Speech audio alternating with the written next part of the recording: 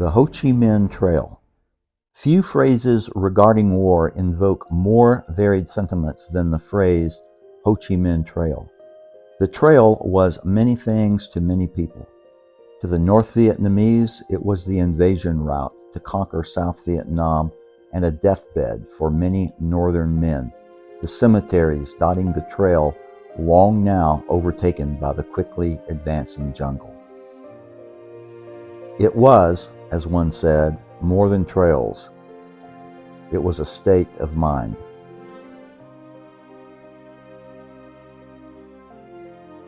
For the women enduring on the trail, it was a life of sacrifice. No family, no traditional future, and furtive means to have a child after the war, as they were too old to marry.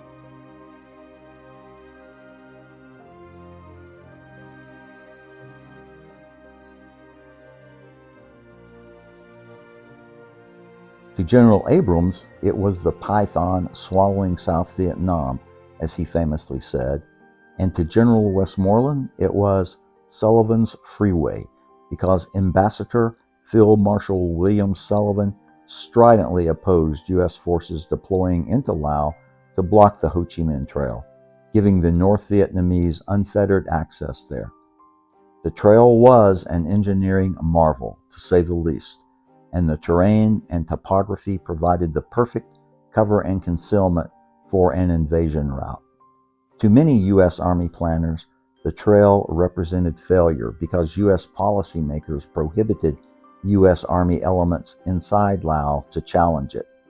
By 1970, the North Vietnamese had accelerated Russian and Chinese deliveries down the trail, estimated at 2.5 million tons, including 500 trucks per month.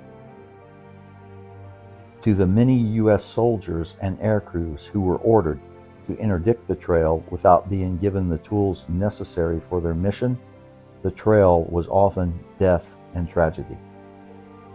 Presidential advisor Walt Rostow nailed it in a June 6, 1964 memo, the same day Navy Lieutenant Charles Klusman was shot down over Laos, to LBJ, stating, "Unless U.S. forces are located in the Laos corridor below the 17th parallel, the corridor will continue to be used as a major route of infiltration." Just as former North Vietnamese Communist officer Bui Tin stated in a Wall Street Journal interview that the U.S. key to victory would have been to cut the trail, likewise General Le Trong Tan, a senior NVA commander during the war, was asked in later years what he would have done to win the war if he had been an American general. According to Bui Tin, he replied, "If they, the Americans, had been wise, they should, at a certain point in time, have cut a specific section of the trail and taken over that area. Then we would have been stuck. We would never have been able to fight and win as we did. If they had been brave enough to do so, they would at least have severely disrupted our strategic network." A key phrase here that he uttered, "had they been brave enough." So not only was timidness in our national leadership recognized by many Americans, it was noted by an American adversary as well. And Chapon Lao was a quirk of geography where all the Ho Chi Minh trails, roads, and paths were forced to converge, and where U.S. Army forces wanted to deploy to establish a strategic defense, just like that which General Ridgway deployed in Korea to end the war. I never understood the logic of how, if strategic bombing of North Vietnam and 500,000 U.S. military personnel in South Vietnam could not trigger a Chinese invasion, somehow 40,000 U.S. troops in southern Laos in a defensive position could. Traveling the Ho Chi Minh Trail today seems like entering a time warp, and in many ways it truly is. War litter abounds along the trail, and you'll never know what you'll find. Many trails still have this cobblestone laid out, and I think what a tremendous chore that would have been in the face of U.S. air fires. On one of my Laos trips, Chris Corbett and colleague Hulee of Lao Adventure Tours and I embarked on a mission to find the village where U.S. Navy aviator Dieter Dengler had been held captive, the village of Hoi Het, Laos.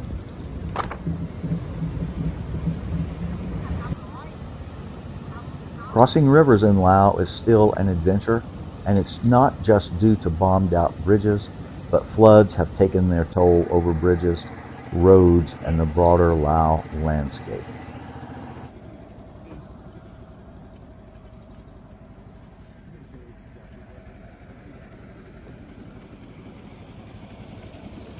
I have traveled with Chris Corbett by motorcycle in Laos, but at my age, I prefer four wheels. I crashed his motorcycle on this trail at this spot, but it was better than running off of this bridge, which, after my crash, I made it across. Children are a delight. Many have never seen a round-eyed foreigner. Handing out food and water is a sure way to make friends. Hello, Sabaidi. We gave these kids money for breakfast. Some food to the villagers of Ban Panot. Oh. Dengler was one of only 2 U.S. pilots shot down over Laos, captured, and then escaping to freedom. The other, also a Navy pilot and fellow lieutenant, Charles Klusman, who was shot down in 1964 and then a few months later escaped. Klusman was the first American pilot taken prisoner in the Vietnam War and the first to escape. You can learn more about this in my 2 videos, Laos First Strike, the 48 hours that took America to war, and the missing T-28s over Laos. Dengler was shot down on February the 2nd, 1966, piloting a Douglas A-1 Skyraider just west of Mujia Pass and then taken captive. Standing in Mujia Pass, one gets an eerie feeling of how treacherous this landscape was for the North Vietnamese and U.S. pilots, and one can glimpse into a pristine valley, once known as the Valley of Fire, due to the massive volume of anti-aircraft fire, multiple U.S. crashes, and many U.S. bombings. I'm standing in Ban Panop Valley, Laos, and here I'm pointing to Mujia Pass. Ban Panop was arguably the most bombed location in Laos during the war, and you may know it for the Boxer 22 rescue, the, as I understand it, largest successful search and rescue operation ever conducted by the U.S. Air Force during the Vietnam War. 2 U.S. Air Force F-4C Phantoms were shot down, the pilots landing on opposite sides of this Nam Nho River. The 3-day rescue mission in December 1969 involved hundreds of sorties and successfully rescued one of the 2 downed airmen. The mission is detailed in the official U.S. Air Force report called Rescue at Ban Panop and a book titled All for One, The Rescue of Boxer 22. And now some oddities along this Ho Chi Minh Trail as we are in Laos, but hugging tight to the Vietnamese border as we travel south to Hoi Het, Dieter Dengler's prison site.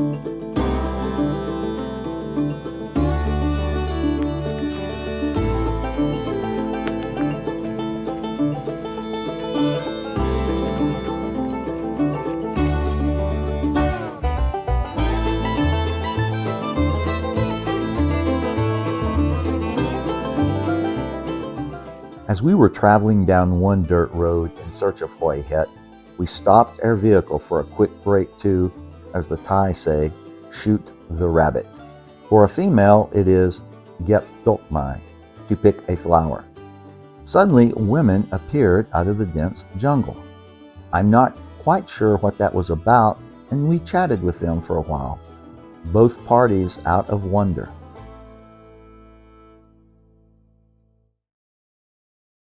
This is, how do you call it? สบายดี They can make some shit for me. ได้ละ Đây nội nâng này của bù ตัวปูอ่ะหรือว่าตัวนี้ của bú ตัวปูแต่ตัวปูผมเข้าใจ bú để nâng là tập bú ตะปูตัวกระปูปู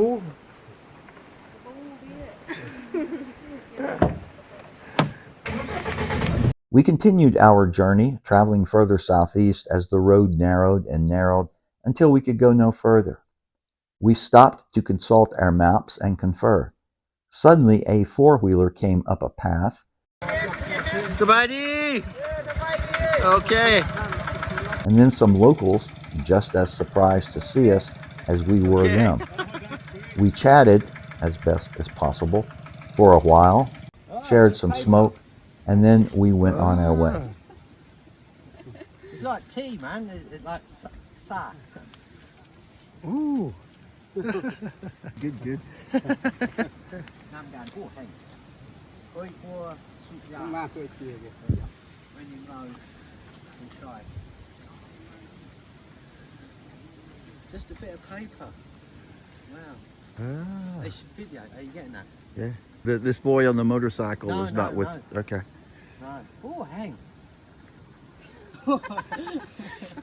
We never made it to Hoi Het, but on a later trip, Chris finally found it.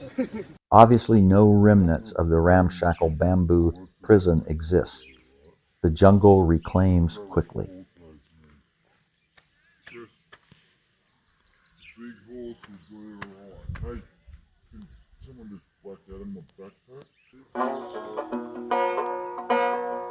Among the more unusual of the war relics must be Lieutenant Dieter Dengler's Douglas Skyraider engine, displayed curiously at the Nakai District Government Administration Grounds, a rural government office compound. Dieter was shot down not far from there, but the crash site lays under water, one of the many lakes the Laos government has created. It was Dieter and his close friend Fred Rohrback who first found the engine. Fred is a friend of mine and former smoke jumper.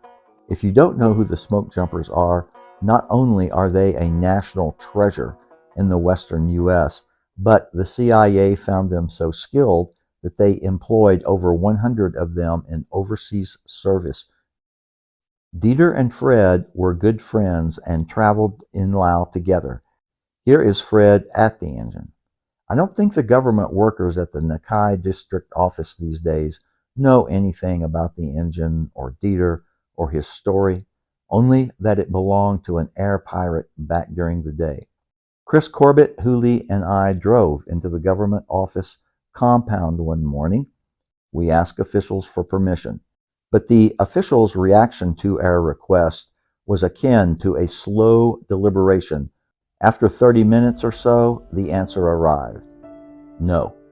Seeing our disappointment as we were leaving, one official approached us with a compromise. "Give us your phone," he said. "I will film it for you." And he did. This is the film.